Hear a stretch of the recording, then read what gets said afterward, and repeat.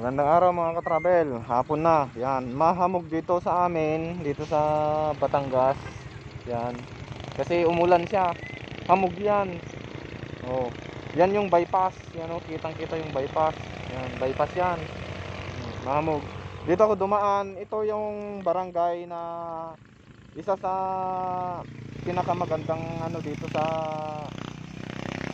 Batangas City. Masikip yung kalsada pero maganda.